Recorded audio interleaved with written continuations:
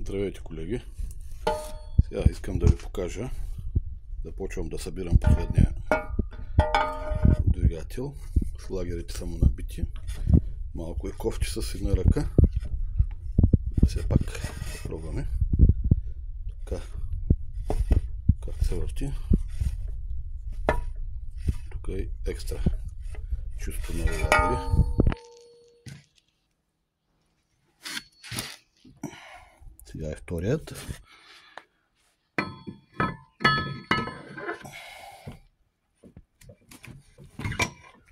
Сега забъртаме и него. Правим аксиалния луфт. И мисля, че сме готови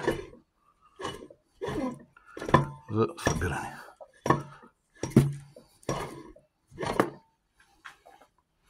Това е за сега. Пак съм аз. Сега искам да ви покажа и как се прави аксиалният луфт. За целта тук съм бръкнал една пластинка 0,15. Сега дърпаме. Няма никакъв луфт. Махаме пластината. Чувате това звук. Значи аксиалният луфт се прави от 0,10 до 0,20. Аз избирам средния вариант 0,15. Значи не може да се види майка му стара.